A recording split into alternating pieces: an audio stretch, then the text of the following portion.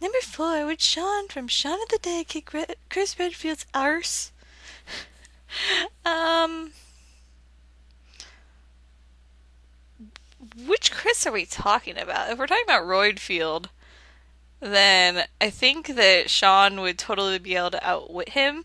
But I think any other Resident Evil version of Chris, that he's so resilient that he would probably win. So it's kind of a toss up. But Sean from Shaun of the Dead's funnier, so I'd go with him because he doesn't say stupid jokes in times of crisis.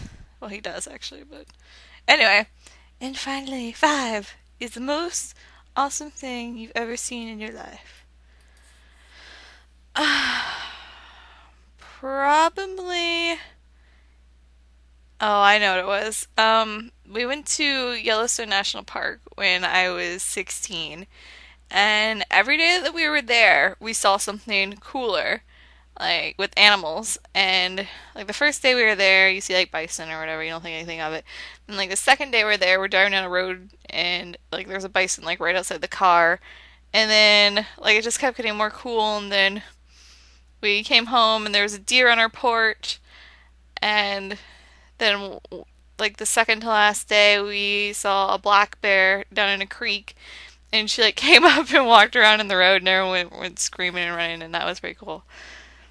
But we're leaving the park, and I told my parents, I said, every day that we've been here, something more cool has happened, but now we're on our way out, and I'm kind of disappointed because nothing's gonna happen now. We go around a corner, and there's like a hillside off to the left, and as we go around this corner, there's a grizzly bear standing on the edge of this cliff, like digging for roots and berries. And my dad just puts on his brakes. This is what happens. Most of you have probably never been to Yellowstone National Park, but whenever there's an animal anywhere near the road, it causes traffic jams because people stop and get out of their cars and take pictures of it. You just kind of deal with it. And every time you see a traffic jam, you're like, oh, what are they looking at? Where's the animal? So there's this grizzly bear right outside of our car. And we're like scrambling around trying to find a camera. And finally we find the camera and we get a picture of it. It was so cool. And of course, there's already a park ranger there because they like have most of the bears tags. So they know where they are. And someone goes to get out of their car, and we have the window down, and we hear the park ranger yell at him saying, "Sir, please, that's a grizzly bear. Please remain inside your vehicle." So that was the most awesome thing I've ever seen in my life. Hypercosmos wants to know about Capcom Friends Season 2. When does the second season start? It would be... It's somewhere, early part of 2010. So soon, I'm gonna start working on it. But I'm thinking about changing it up a little bit. I don't know if I'm really gonna try machinima right now. I haven't decided, just because I don't like being restricted with my creativity. But we'll just see. Uh, Nick, I think 5421 ask, "Are you a Virgim?" I don't really know what a Virgem is, but I'm going to assume that has something to do with Virgil. And I'm not really a fan of Virgil, so I would say no. Michael Papa asks, "What was that thing from the end of your video?" Apparently it's from Dan Brown, which I did not realize. But I got it from the Vlog Brothers because John Green always, when he's making the videos, he always says information in the doobly doo or comments in the doobly doo or whatever. I just think it's funny. So it's from the Vlog Brothers. Um, what's your address? Ha ha ha ha ha. Ha, he even put a funny face. Oh God, you're so funny, Michael Papa. I think it's RS5566 says Silent Hill. I know you played Silent Hill 3 partially in the Let's Play, but I didn't go that far. Silent Hill. Actually, as I'm making this right this second, I'm getting ready to stream Silent Hill 2, which I'm a little worried about because I'm kind of scared. But the Silent Hill scares me. But my friends are gonna be there. They're gonna help me. I also want to get Shattered Memories for the PlayStation 2, obviously, because I don't have a Wii. Um, yeah, I want to get Shattered Memories to because it looks really cool. So we'll see. Um, so that's Silent Hill. I want to play the original, but I kind of don't all at the same time because I think it would be annoying for me to go back. I don't know. I don't know. Val Tanner, should I play the original? That's totally up to you. Okay, Ariketh asks, would you rather own a real life dinosaur or live on the moon for 1 week every year? Um, what kind of dinosaur? Because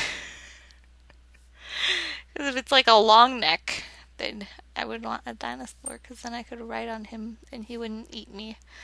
But then again, I choose neither? I really wouldn't. I guess the moon. No, I'm too much of a chicken. I'm like afraid the dinosaur would kill me, and I'm afraid that going into space would kill me. So I'd rather do neither. If I had to pick one, probably a dinosaur.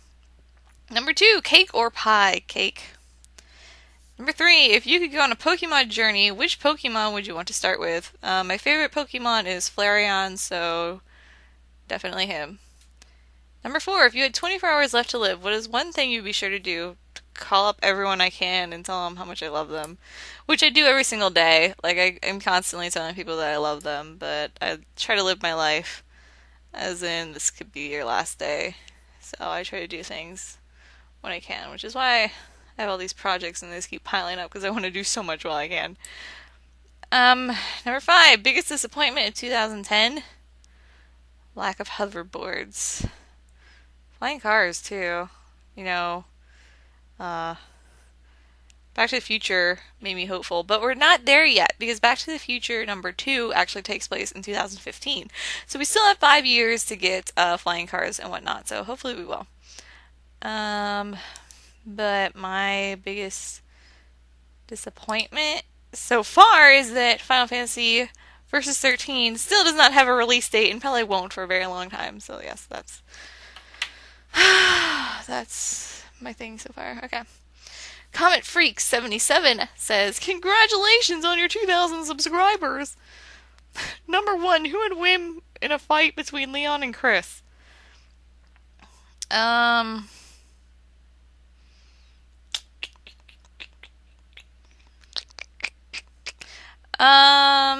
again, it really depends on which versions we're talking about. If we're going to talk about like let's say they meet up on Rockford Island or something, Chris would totally kick Leon's ass because Leon's just a rookie. I mean, he doesn't have the experience and training that Chris has, so there's no way that Leon would win against Chris in those circumstances. But more recently, Chris works for the BSAA, has been slowed down by steroids, and Leon has been trained by the U.S. government to go in and save the president's daughter. So, which means he has a very high level class of training. So, I would say that current generation, Leon, original gen, Chris. Number two, who's better in Resident Evil 5, Chris or Sheva? I like to play as Sheva, so I guess I'll say Sheva. And plus, I like her folklore outfit that's coming out with the director's cut, or whatever it's called. And what's your best time in a Resident Evil 4 speedrun? I'll have to get back to you on that one. I don't know. I was pretty obsessed with it for a while. I'm trying to get a good speed. But I really don't know. I can't even begin to guess, so I'll figure it out. XS Mushroom Kingdom XX asks, where's Waldo?